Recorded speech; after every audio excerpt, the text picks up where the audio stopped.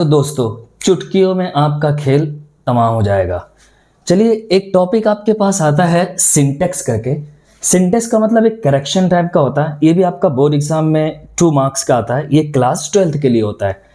देखिए, आपके पास मेरे 3 क्वेश्चन दे रखा है। He gave a speech, my hairs are black, he died from cancer.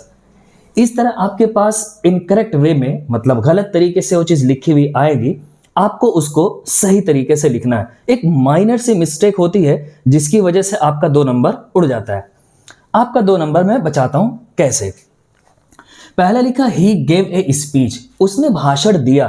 Give का सेकंड फॉर्म गिव होता है। देना, देने का मतलब क्या होता है? जैसे मार्कर है, मैंने किसी को दे दिया। स्पीच, भाषण। भाषण क्या होता है? हम अपनी जबान से बोलते हैं और ये दूसरों तक जाता है। इसलिए इसका आंसर क्या होगा? इसका आंसर होगा he delivered a speech, उसने भाषण दिया। दूसरा है my hairs are black। पहली चीज तो hairs वर्ड नहीं होता है। हेयर जो बाल है उसका कोई प्लूरल नहीं होता है, इसलिए इसका आंसर क्या रहेगा? my hair is black, मेरे बाल काले हैं। तीसरा है ही डाइड फ्रॉम कैंसर। एरर क्या इसके अंदर? फ्रॉम एरर है। आंसर क्या रहेगा इसका?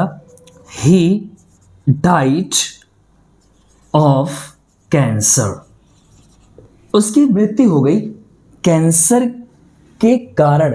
देखिए, जब कोई घटना घटती है ना, तो वहां पे हम फ्रॉम वर्ड नहीं लेते हैं।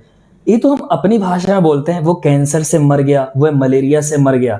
देखिए, जब किसी चीज की घटना होती है ना, तो उसके पीछे कोई ना कोई कारण होता है, इसलिए हम फ्रॉम हटा के वहां पे ऑफ का यूज करते हैं। जैसे ही डाइड ऑफ कैंसर, उसकी मृत्यु हो गई कैंसर होने के कारण, इसलिए ऑफ लगाया गया।